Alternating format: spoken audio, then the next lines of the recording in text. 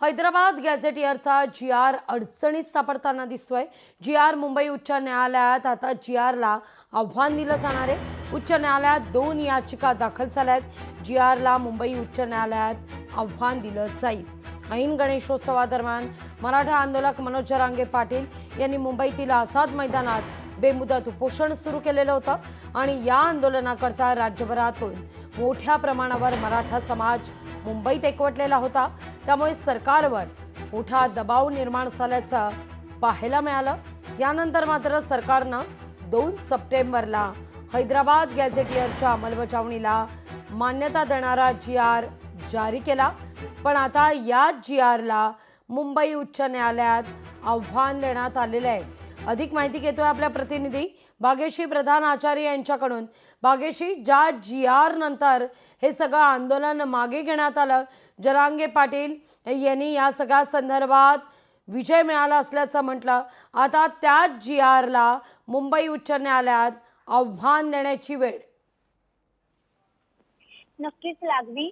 जर आपण बघितलं तर या ओबीसीच्या अनेक संघटना आहेत, त्यापैकी ऑलरेडी ज्या वेळेला मुख्यमंत्री एकनाथ शिंदे यांनी कुणबी प्रमाणपत्र देण्याचं जाहीर केलं होतं की जे पात्र असतील त्यांना ते कुणबीपत्र देण्यात येईल अशा पद्धतीचं सांगितलं होतं आणि त्यावेळेला वाशीवरनं जरांगे पाटलांना परत पाठवण्यात आलं होतं।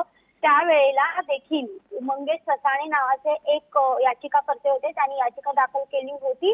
त्यावर मंगेश ससाणे यांनी देखील एक याचिका पुन्हा जी.आर. हा जो 2 सप्टेंबरचा आहे तो पास झाल्यानंतर काल कोर्टामध्ये अप्लाय केलेला होता आणि यामध्ये देखील काही कोर्टाने सूचना त्यांना दिलेल्या होत्या।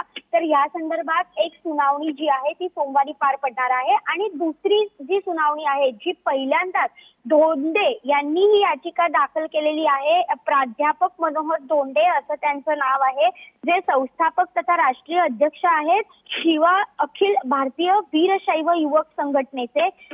आपण जर बघितलं तर यांनी जी आहे ती पहिली याचिका पूर्णपणे दाखल केलेली पाहायला मिळते। त्याचं कारण ज्या वेळेला 2 सप्टेंबरला ही जी.आर. निघाला त्यावेळेला त्या जी.आर. मध्ये पात्र असा शब्द लिहिण्यात आलेला होता। त्यानंतर तो पात्र शब्द जरांगेंनी वगळायला सांगितला, त्यामुळे तो पात्र शब्द वगळल्यानंतर सरसकट अशा पद्धतीचा हा जी.आर. काढण्यात आला आणि हैदराबाद गॅझेट त्याचबरोबर सातारा गॅझेट मधले जेवढे नोंदी आहेत तेवढ्या सगळ्यांना कुणबी प्रमाणपत्र देण्यात यावी अशा पद्धतीचा हा निर्णय घेण्यात आला होता। त्या पद्धतीने शिंदे समिती जी होती मराठा आरक्षणासंदर्भात काम करणारी, तिने देखील तशा पद्धतीचा जी.आर. आम्ही काढू शकतो असं सांगितलेलं होतं आणि शासनाने त्यानुसार तो जी.आर. काढला होता।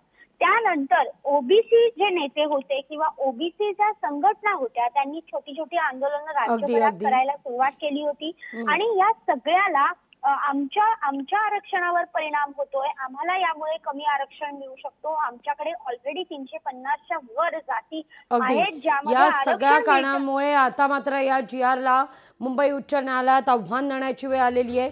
भाग्यश्री, धन्यवाद तुम्ही दिलेल्या एकूणच सविस्तर माहिती करता।